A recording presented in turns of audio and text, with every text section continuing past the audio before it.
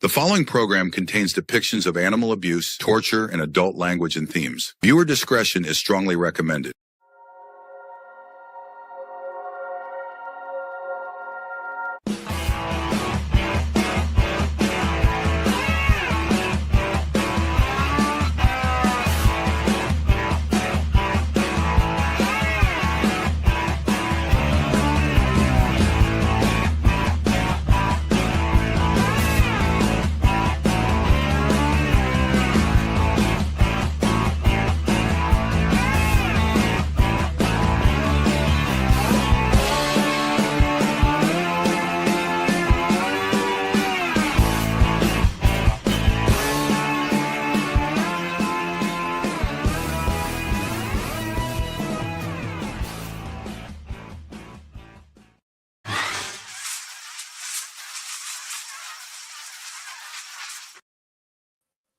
Good evening. It's 4 o'clock in Los Angeles. It's 6 o'clock in Chicago, and it's 7 p.m. in Philadelphia, Pennsylvania. Hello, everybody. I am Mad Dog Scipio. This is America's Podcast, What's the Buzz? And I'm joined tonight by my amiable co-host, Amelia the Pitbull Chapman. How are you, Amelia? Doing good. How are you? I'm wonderful. Amelia, we have a very special guest tonight. It's that gentleman sitting right there, that good-looking fella, live from the UK. They tell me that you stayed up late for me, Eduardo. Hey, it's midnight, but it's a beautiful night out there. It's nice and warm. There's a cool breeze, so it's a pleasure to be up. Thank you Beautiful. for that. Let me introduce everyone to this fascinating young man. We are honored to be graced by a gentleman named Eduardo Goncalves. And Eduardo is a fascinating guy in many respects. Not the least of which is he is a one-man wrecking crew on the trophy hunting business. And I will tell you, I didn't know much about you, Eduardo, when I did some research. But, brother, you're kind of like everywhere on this subject. There's not an organization that exists that you're not either a part of or that's afraid of you in some regard. You're knocking on some heavy doors, and you're doing it largely by yourself. So welcome to What's the Buzz podcast, and we're honored to have you here. Let me start off with the obvious question. You know, you could pick up a lot of different mantles and a lot of banners to carry. Why the trophy hunting business particularly? Well, first of all, thank you very much for having me on. Quite welcome, sir. I picked it up because there wasn't really anyone else doing it, and it seemed such an important issue to do. So 10 years ago, you'll remember, I'm sure, that the huge coverage there was over the Cecil story. So Cecil the lion, yes, sir. Exactly, the lion that was shot by that Minnesota dentist, Walter Palmer, down in Zimbabwe. And everyone was talking about it all of a sudden. And, the Jimmy Kimmel show and Mia Farrow, and it was on all the networks. And then it kind of went away. But the impression that it gave a lot of people was the same as why people reacted to it. It was like, are people still doing this? How is it that people are still shooting animals like lions? Wasn't that something that disappeared decades ago? And it seemed like it was a one-off. That Walter Palmer was a one-off kind of guy, that the killing of this lion was a one-off event. And as I looked into it, and I was actually involved in other things at the time, and I came to it a little bit later when suddenly the government of Botswana said it was going to allow elephants to be hunted there again. And that was my sort of second wake-up call, really. And I thought, hang on a second, I've got to look at this. And it was when I started looking, I found it is a massive industry. It's an industry that works actually quite hard to keep itself in the shadows. My understanding, Eduardo, is that it's nearly $1 trillion a year industry. I mean, there are a lot of companies making a lot of money and out of this. And that's kind of what set me on my most recent journey, which is actually to try to understand the minds of the people involved. Because up until then, yes, I've been able to tell people about the numbers of animals that are shot, the different species that are shot, even how they're shot. But the one question I kept on getting time and again, and I wasn't really able to answer, is why do people do this? What goes through the mind of somebody who enjoys doing something like this? And anyway, it raised. I stumbled across so much. So we were, as I say, we remember Cecil, that happened almost exactly 10 years ago. Well, it turns out that trophy hunters have shot another 10,000 lions since Cecil was killed. And just to put that into perspective, scientists tell us that there's probably fewer than 20,000 lions left in the world right now. Yeah.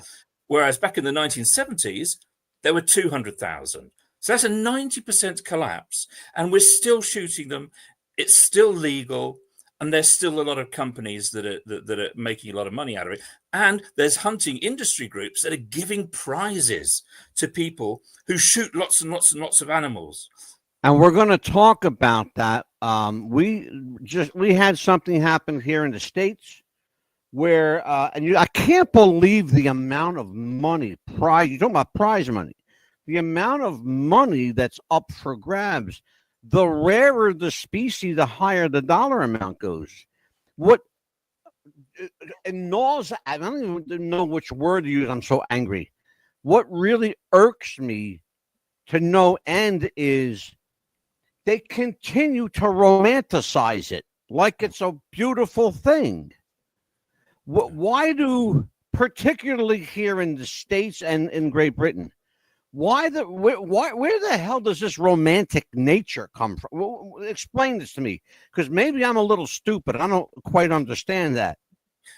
There's nothing romantic about it whatsoever. It is a cruel and cowardly business, and I choose those words carefully because one of the things that came across out of the Cecil saga was this lion. He was shot with a bow, and then he was just left to die. And that was seen as being particularly outrageous. Well, it turns out that that's actually pretty normal. So the majority of trophy hunters have no real aptitude. They're amateurs. They're not marksmen. They're not snipers. They've not had to prove in any way that they're any good at shooting. And they usually shoot from a long way away because they want to, be safe for them. Sure. And they're shooting in a particular way because they don't want to spoil the trophy. And the majority, and I mean the majority of animals are wounded. They are not killed outright. And then there's a whole job where the hunter, the hunting guide, and maybe trackers are trying to find the animal, and they're following the blood trail. And in some cases, they never find it.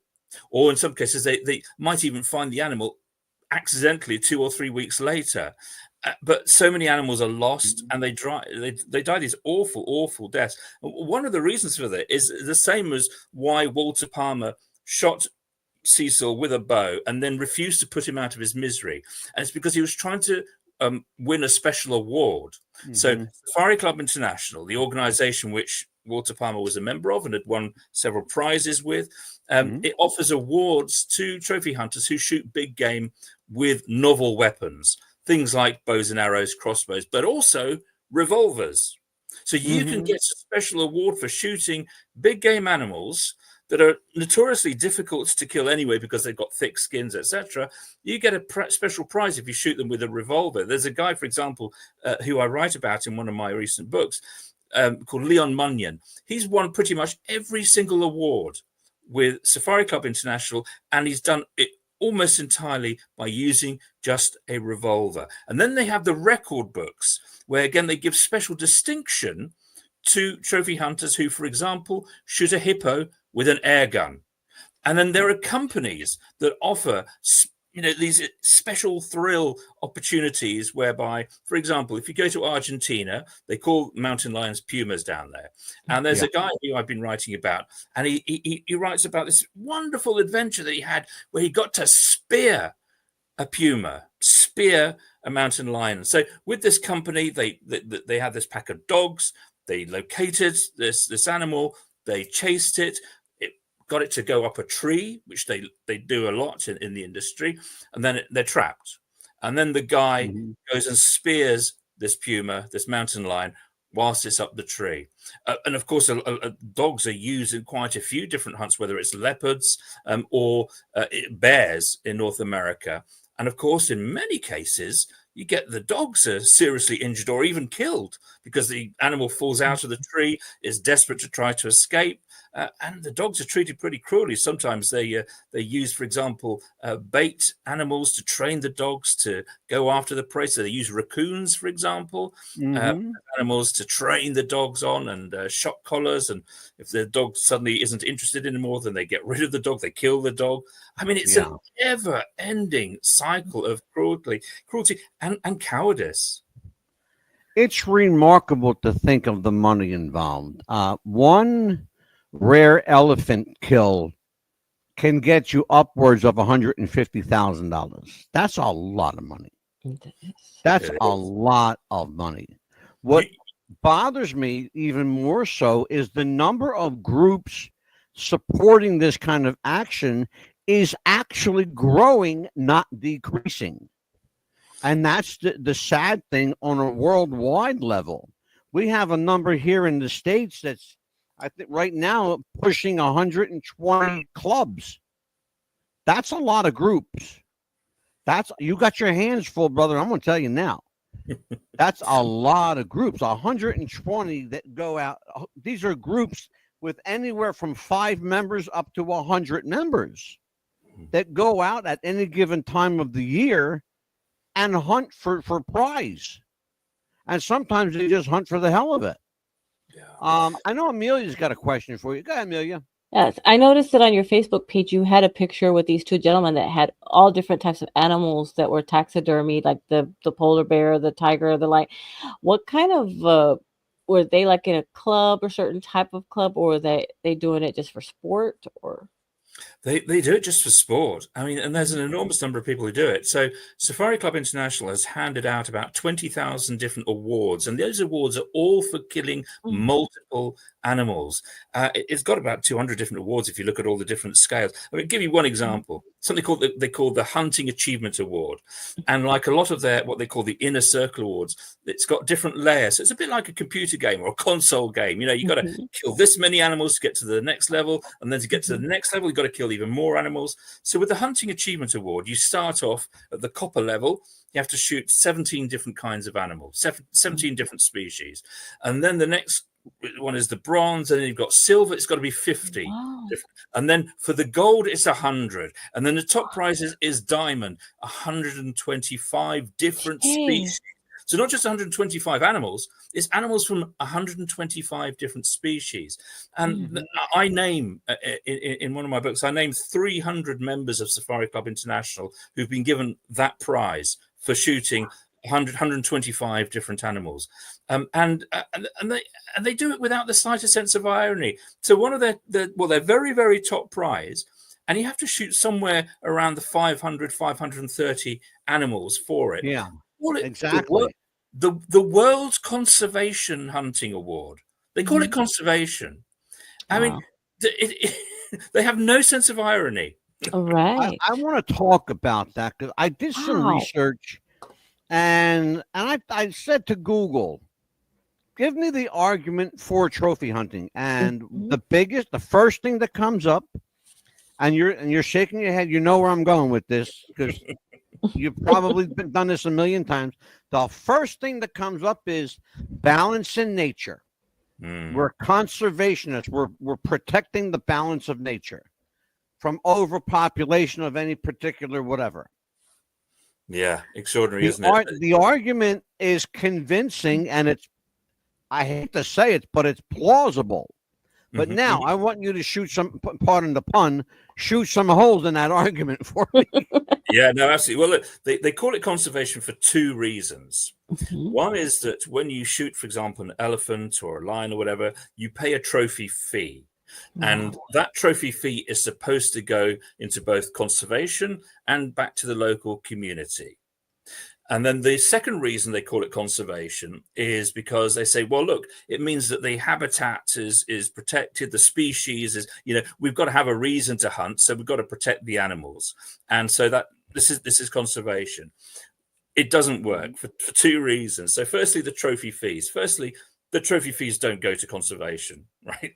They go into the pockets of politicians, or they go into the general bank account of the government, but they do not go into conservation. First and foremost, I know that because I've spoken to so many, village elders in African communities, including around the Campfire Project in Zimbabwe, which is held up as this great example of hunting and conservation working in harmony, and also Naxo in Namibia, the other great case study. Well, the wildlife populations there have fallen by 2/3 in the last decade, and that's their own figures. That's not mine. So the trophy fees doesn't happen. The second is that it means that you're protecting the area and therefore the habitat and therefore the species. Well, all that does is make a really, really, really strong argument for a transition to photo safaris, to nature tourism. So let's take the example of Cecil. So when Walter Palmer shot that lion, he paid $50,000 as a trophy fee. Mm-hmm. None of that went into conservation. But if a lion like Cecil is able to generate around $100,000 per year that it is alive, so you add up, it's 15 years is the average lifespan of a lion in the wild. So 15 years, that's about $1.5 million. Well, we know that the cost of conserving a lion and his or her habitat is around about $1 million over their lifetime. So nature tourism means the lion is paying his or her way. Whereas if you shoot the lion, well, you get $50,000 as a one-off. Yeah, one and done. Mm-hmm. Which even if it did go to conservation, which it doesn't, even if it did go to conservation, is a drop in the ocean. Doesn't come close to paying the costs of conservation for that species. And if you look at the lion population around Africa, it is going down everywhere dramatically. So less than 20,000 today, and it was 200,000 in the 1970s, with a few exceptions. Kenya being the big exception. So Kenya, which banned trophy hunting in the late 70s, it's got lion populations going up, it's got rhino populations going up, it's got elephant populations going up. And one of the reasons is that money is going into conservation and to the community. So compare Kenya with neighboring Tanzania. Tanzania, you can do trophy hunting. In Kenya, you can't. Kenya is able to invest 70 times as much per hectare into conservation as neighboring Tanzania.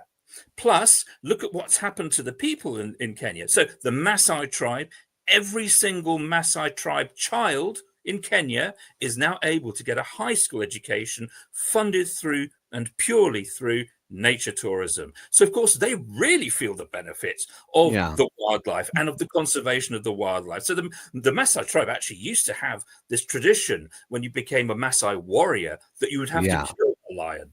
They've dropped it. In Kenya, they've dropped it because they suddenly realized, hang on a second, it is really good to have all of these lions because our kids are getting educated. We can go into work if we want. Our habitat, our traditions are being protected. Whereas in Tanzania, you've got thugs who are hired by the government to beat and shoot Maasai tribespeople off their land in order to make private hunting estates for rich Arab hunters.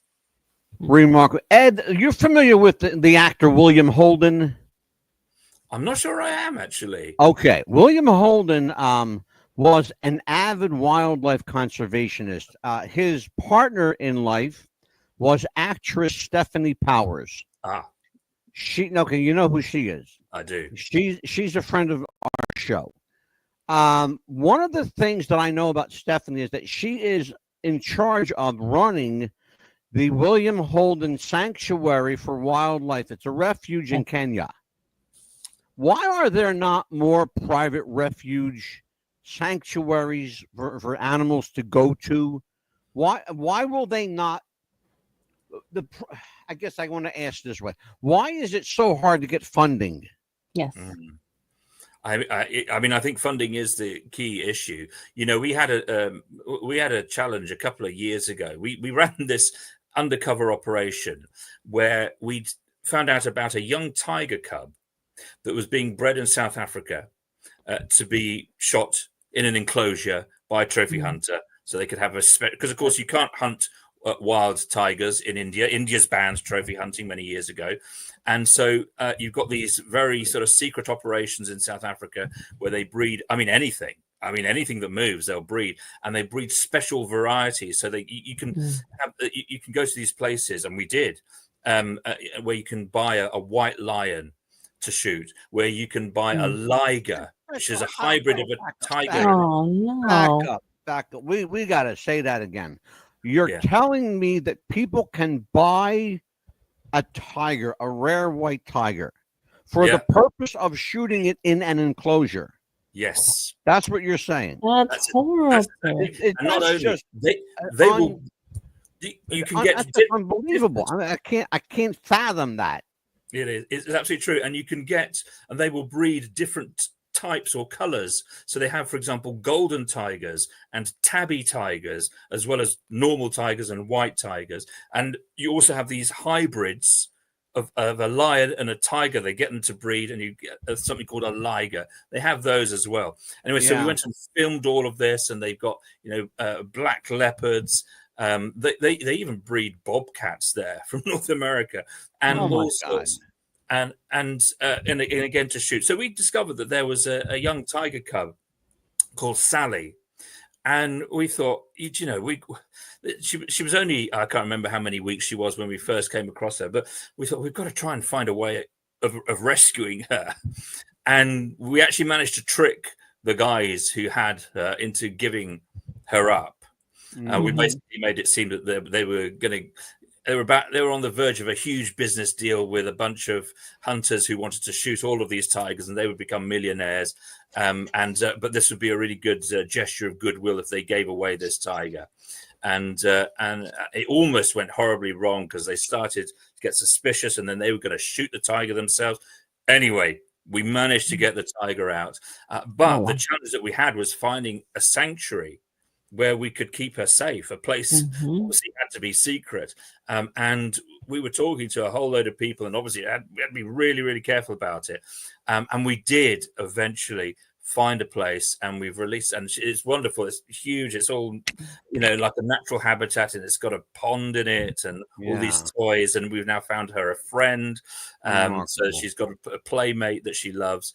But it was incredibly difficult. There are very few places, very few sanctuaries like the William Holden one out there. And I think funding is the major issue. Partly, I think, because people don't understand the scale of the threats that wildlife are facing, and also the activities of the trophy hunting industry. Since 1970, I used to work for the World Wildlife Fund, and one of the things that I was involved in was producing this report every 2 years called the Living Planet Report. And the Living Planet Report basically would say, look, what's happening to our wildlife populations? And the last report last year says that since 1970, populations of wildlife have fallen by about 70%. We are in an absolute conservation crisis. And yet at the same time, we have trophy hunters who are shooting tens of thousands of endangered animals every year, and then tens of thousands more animals that aren't classed as endangered, but probably will become endangered. And but we're just not, the authorities aren't monitoring the numbers, so we don't know the exact number. But the various estimates suggest that as many as 100,000 animals each year are shot by trophy hunters. And when you've got a situation like with lions, when 10,000 lions have been shot in the last decade, and the species is now down to its last 20,000.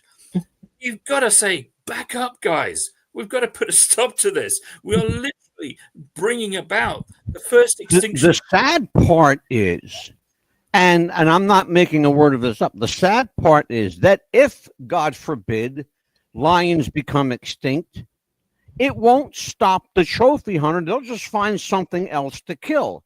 That's the nature of what they do. They're just mercenaries. That's basically all they are. Well, you know what? I when I was trying in the last few years, I've been doing this undercover investigation, trying to get inside the minds of trophy hunters, and that's been the scariest thing of all. It's not so much the numbers or the endangered animals; it's actually finding out what they really think and feel, and the things that they were saying. And I'm just going to read you out a couple of things which they said. So there's a guy, and he's shot over 4,000 animals. including Jesus. 1,300 elephants, 340 lions, and a couple of gorillas. And he says, I hunt in moderation. There was a guy, he says, I hunt in moderation. 4,000 is moderation. Apparently. Wow. Okay. Apparently. There's another guy who shot 5,000 elephants, and he talks about the exhilaration. He gets so excited about it. Another one who said, look, I've shot so many animals, I can't tell you how many, but it's in the thousands. But then when they say, why they do it, what gives them that kick, they say things like, and this is where I'm quoting, the adrenaline starts coursing through my blood when I see the animal. Another one says, this is after he shot an animal. He says, that was the most emotional moment of my life. Another one who's hunting bears. He says, this is the fire of desire for this trophy. And another one who talks about the adrenaline-induced experience. These guys, they are addicted to the thrill. They have this adrenaline rush. And one guy, he's actually the topic of my third book. He says, trophy hunting, it's like mainlining on heroin.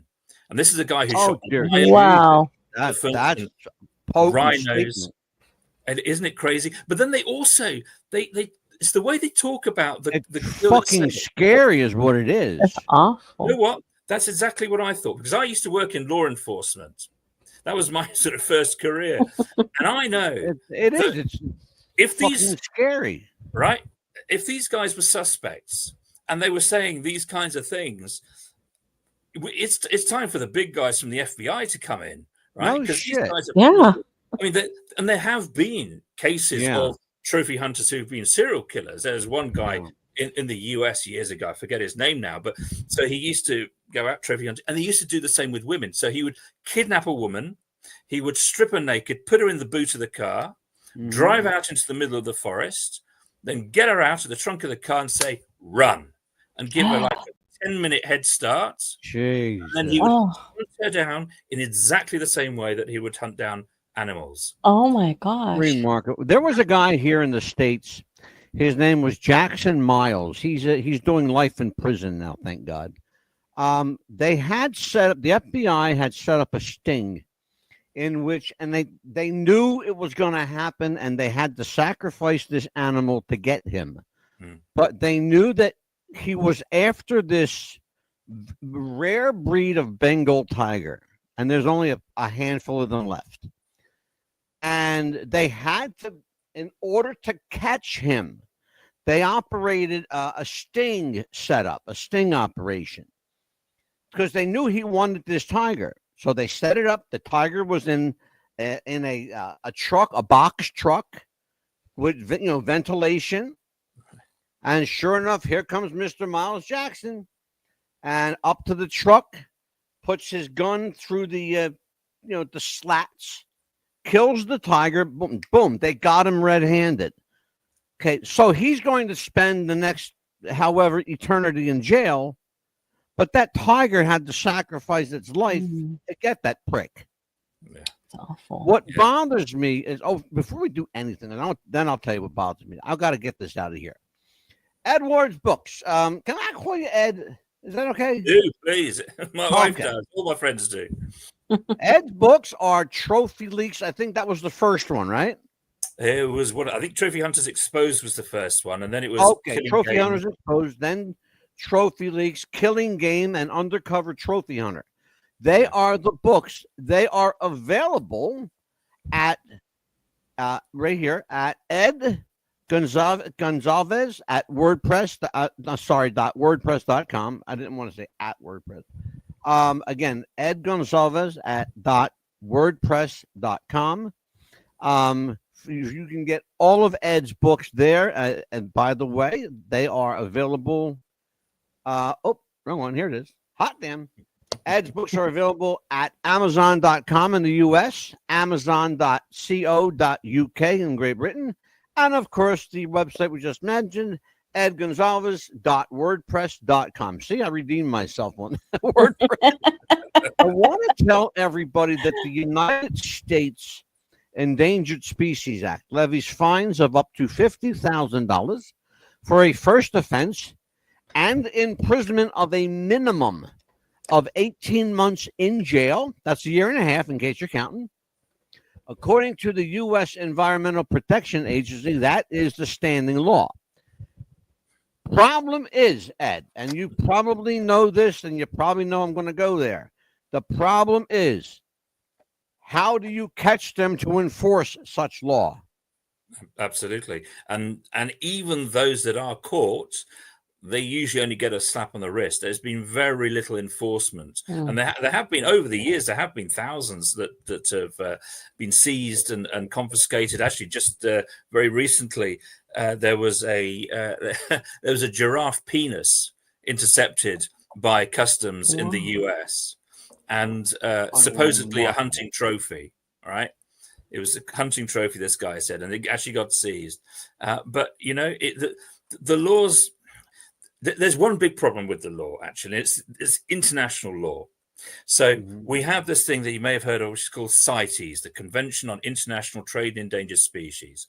And that supposedly is there to stop all trade in endangered animals in order to protect them and prevent them from becoming extinct. And you have different grades of different categories. So, for example, cheetahs and leopards, they're in Appendix 1. They're the most endangered. So there's only 6,500 cheetahs left in the world. And so, and what the CITES Treaty says is that animals like cheetahs, they must not be traded or killed unless there are exceptional circumstances. That's what the law says, what international law says. What actually happens is that anyone can go on the internet and buy a cheetah to shoot. Go on a website like bookyourhunt.com, right? It's like the Amazon or the eBay of trophy hunting. You can buy any animal there. You can buy a cheetah, a leopard, an elephant, a lion, a rhino, or you can buy all sorts of stuff. You can buy skunks and anteaters and beavers and badgers and seals if you really want, just to shoot for fun. And the reason is that they've made this exception in CITES, which is that, well, trophy hunting isn't really a commercial activity, so we can't really call it trade. Therefore,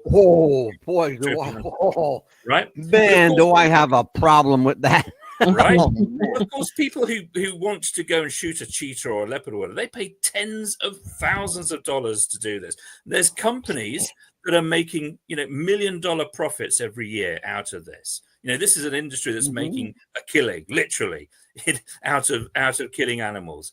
And here's where my mind goes. Okay, I have a kind of twisted sensibility here. I'm going to make the TikTok connection with you.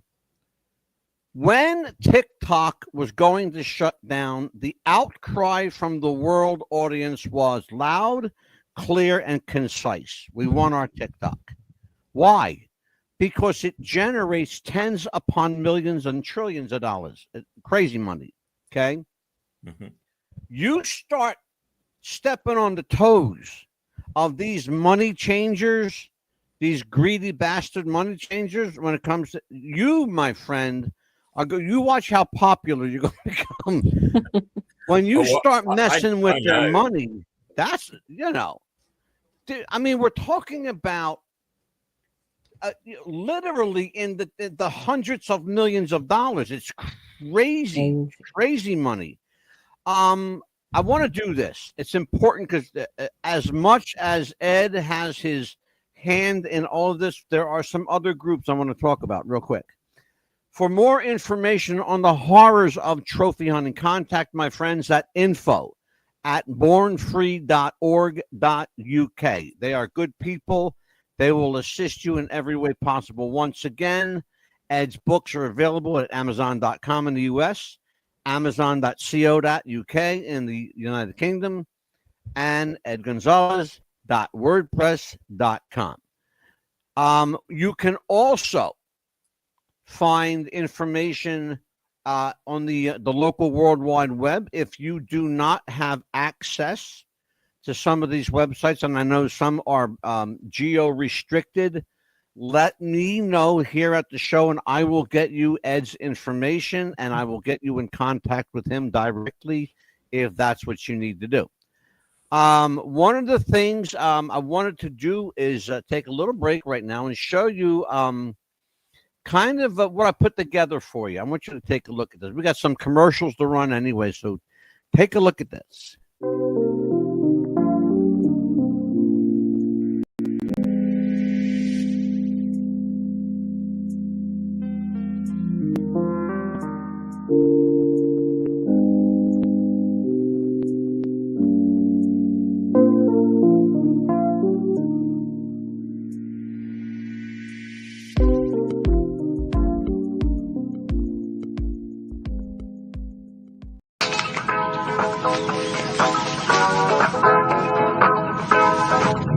Hey Max, what's going on? I'm X, and from this moment on, I'm going to be your own personal AI DJ on Spotify. Let's go.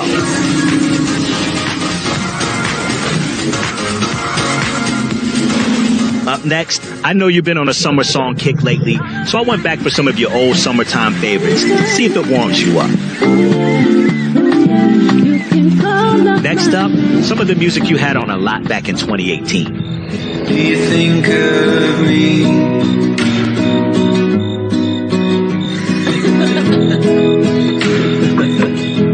Walking out there. All right, Max, let's get you out of your feels and switch up the vibe. You've been into dance music lately. I got this brand new release to get you moving. Introducing DJ, the best of Spotify made just for you, one tap away.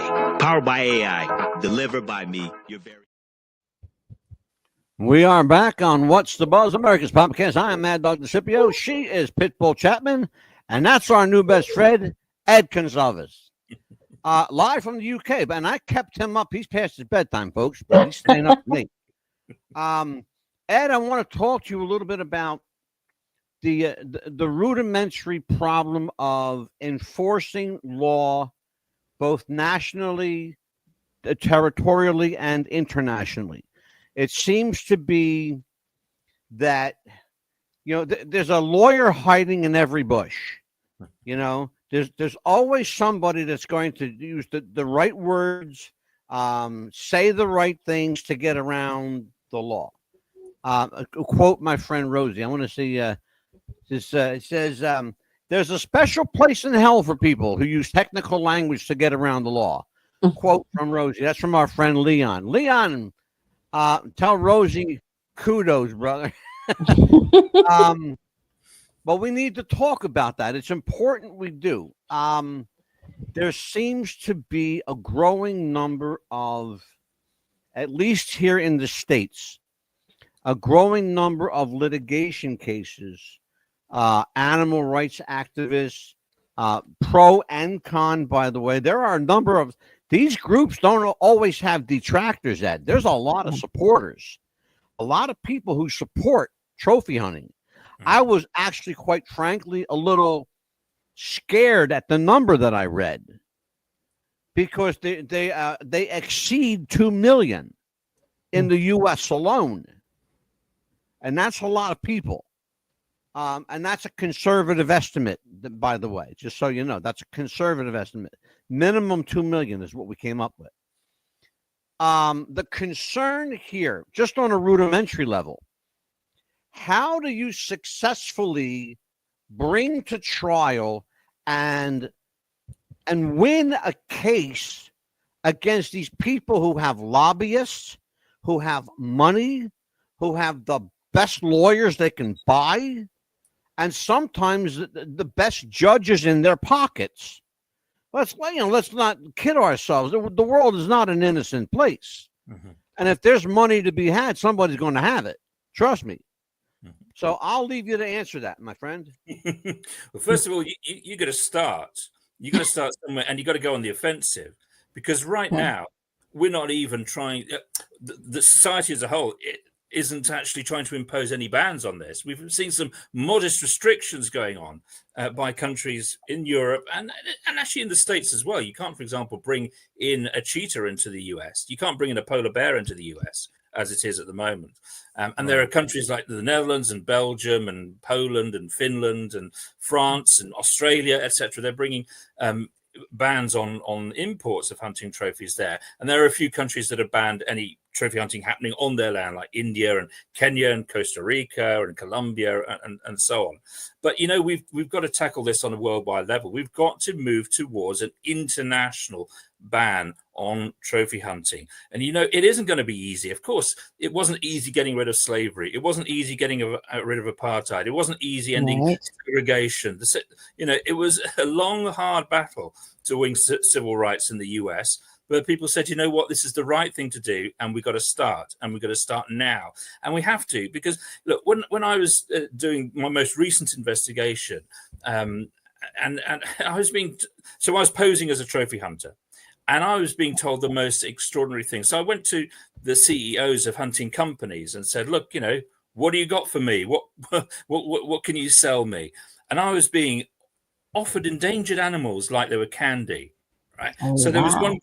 there's one company that said, hey, listen, every polar bear adventure is unique.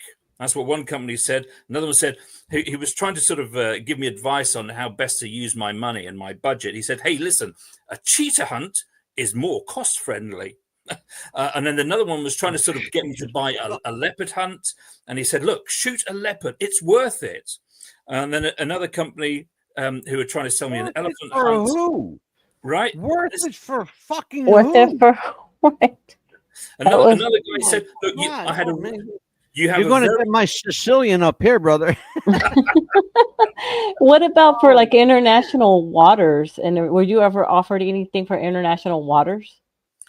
Not in international waters. I was talking very much, mammals, and because they make up the bulk of the industry. But and I was reading hunters' biographies and the articles that they write in very obscure industry journals, and as well as obviously talking to them, and it was that sadistic pleasure which they took from causing harm and death, which made me feel, you know what, we've got to start. We've got to actually do this. So there was a guy, and this guy, by the way, he's a former president of Safari Club International, and then he went on and set up an organization called Conservation Force, which sounds very nice, doesn't it? But all it does is he's a lawyer, and he sues governments and companies that refuse to allow hunting trophies. So he sued, for example, Delta Airlines because they said we're not going to carry hunting trophies. He sued the state of New Jersey because they said we're not going to let hunting trophies come in. He's won some, he's lost some, but he's won more than he's lost. But he said this. He described how the lion's head snaps backward and it explodes with smoke from my bullet. Right. And this guy, his father was a police chief. He's supposedly a respectable member of society. There's another hunter who said, again, this is talking about a lion. He said, I shot it through the left eye, blowing out the back of the skull. And then just one last, and again, another lion. It said, the arrow entered beneath the lioness's chin and took out her heart. Oh, right? my gosh. Regretful statements. These aren't saying, oh, it's awful. It all went. No, these are celebratory statements.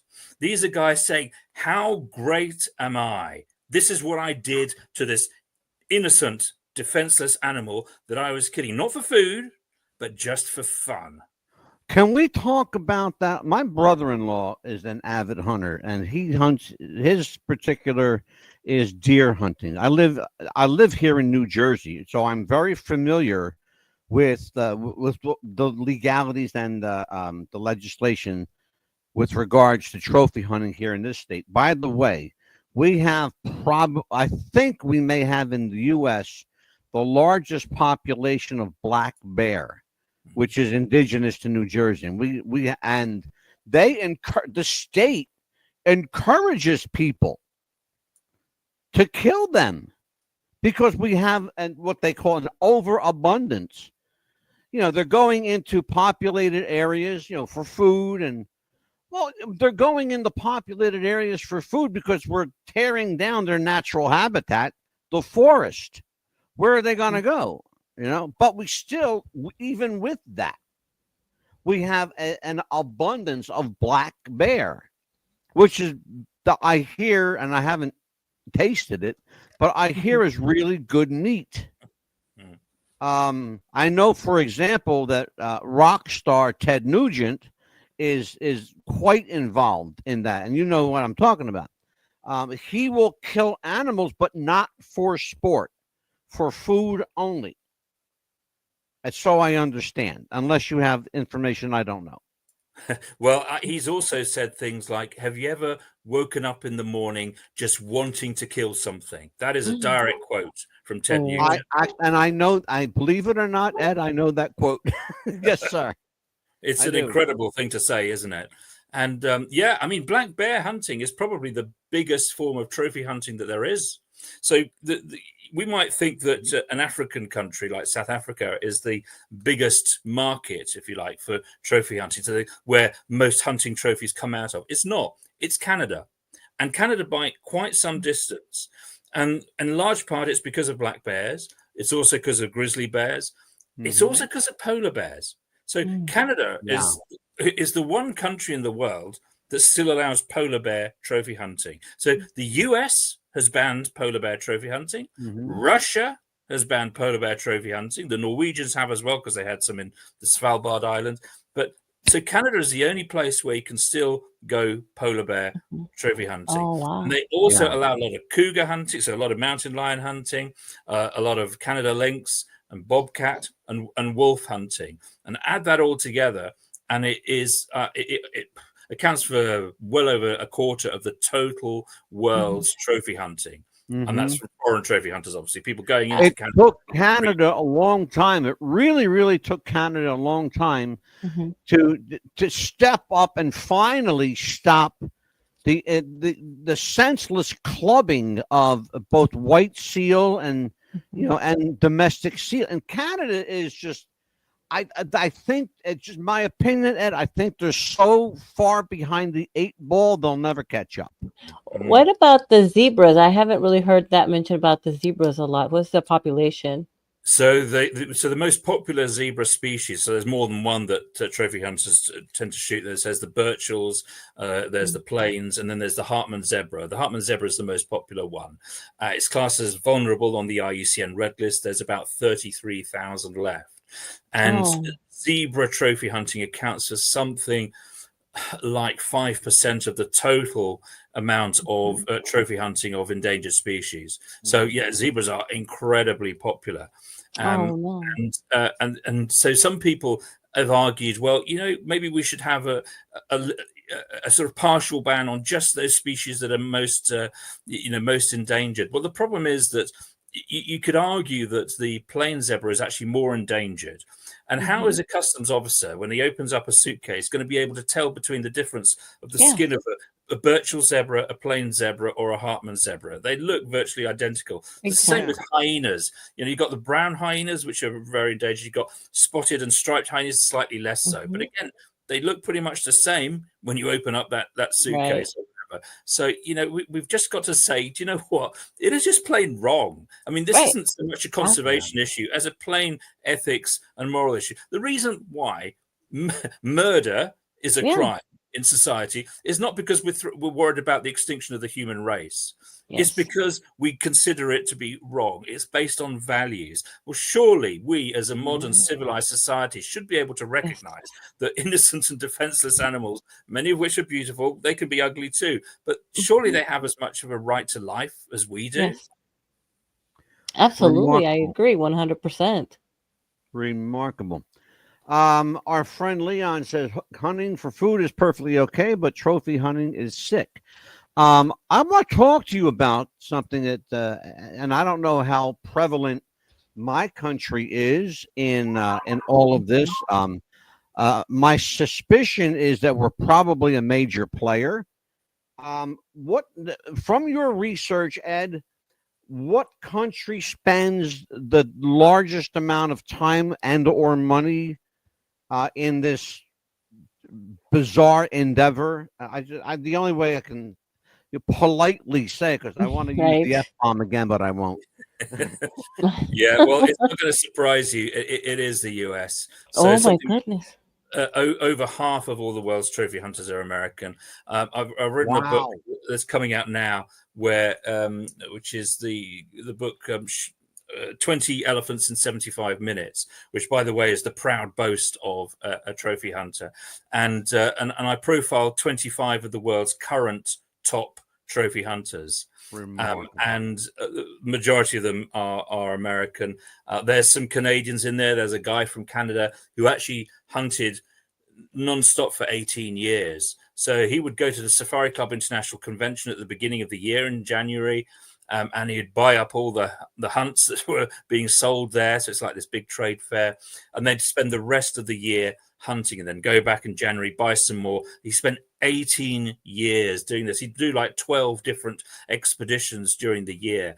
And his idea was to get one animal of every species on Earth. And you've got people who've got trophy rooms that aren't rooms at all. They are hangars. They're like airplane hangars. They've created their own museums, and they have hundreds, sometimes thousands of bodies in there. So yeah, it's Americans, they're the worst, but then there's some Canadians, there's some Mexicans, and there's some Russians in there, and I think there was a Hungarian in my top 25 as well. But yeah, the vast majority, I'm afraid, they're from the US. I'm not surprised. I can honestly say I'm not surprised whatsoever.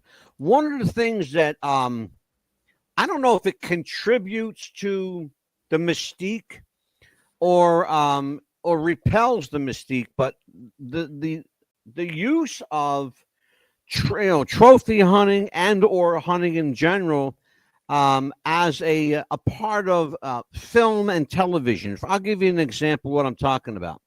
The entire Jurassic Park film series, in one form, fashion, or another, and I mean with no exception, folks, in every single franchise, had a trophy hunter. Now, does this encourage the activity, or is it having the opposite effect because of the nature of what they're doing?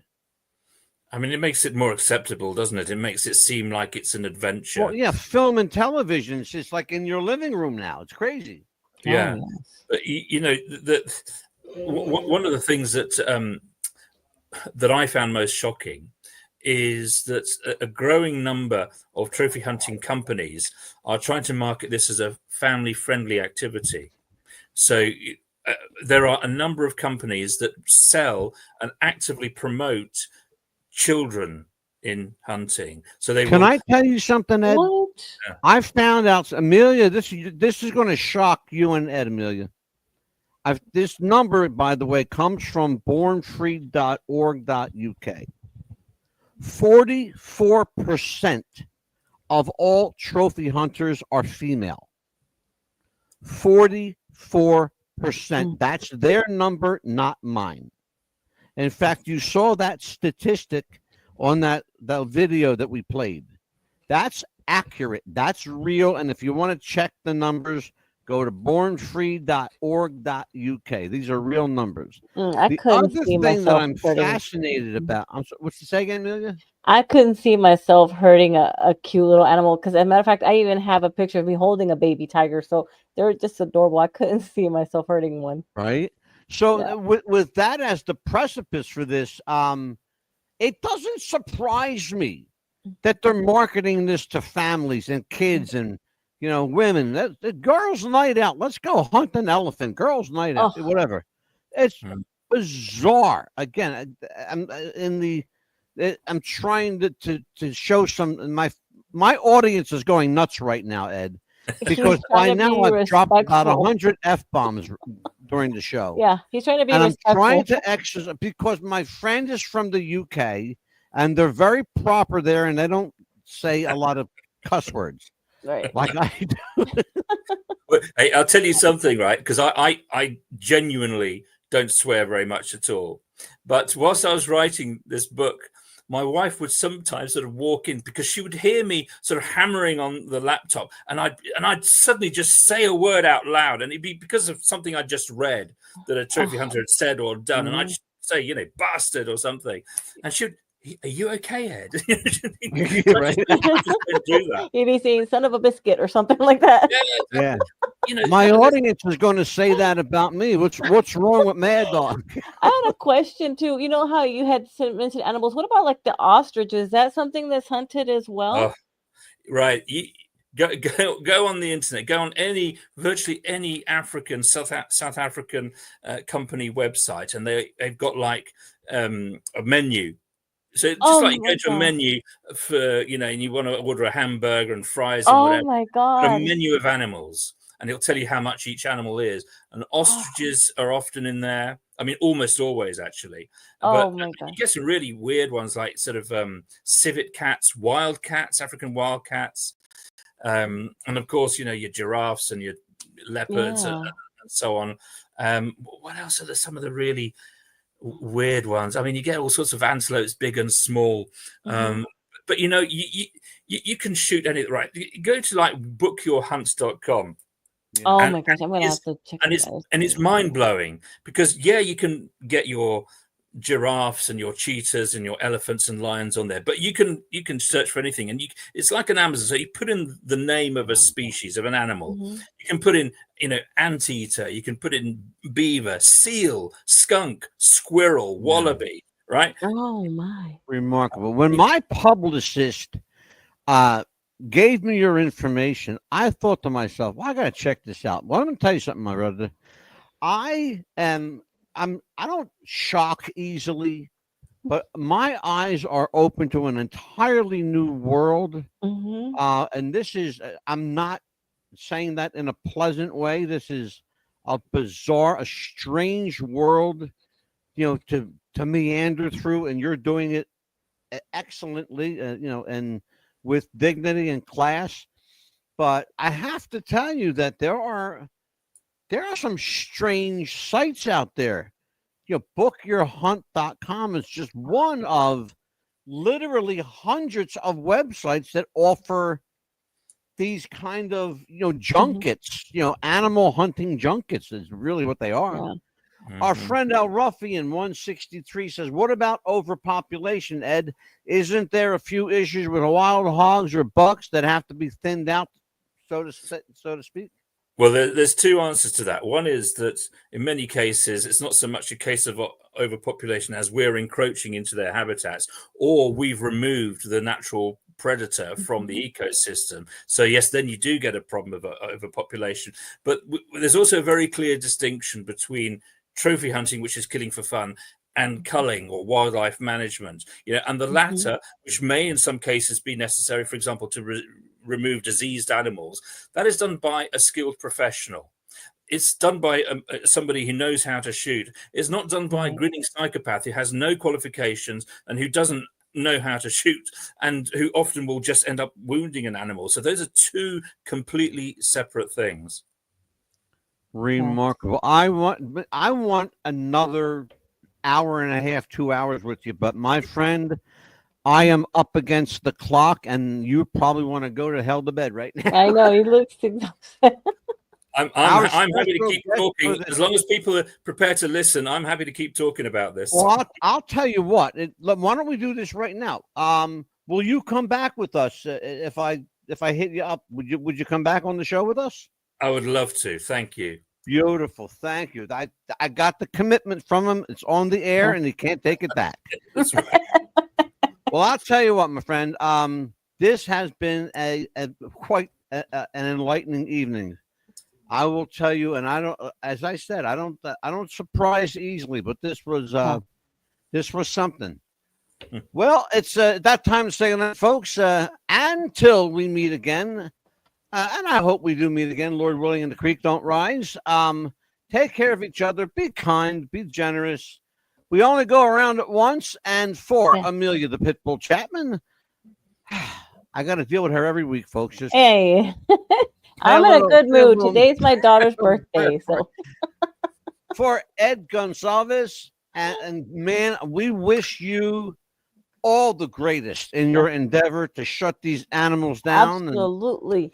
And the animals I'm talking about are the people running this shit. I am the Mad Dog. Take care of each other. Good night, folks. God bless. We'll see you again.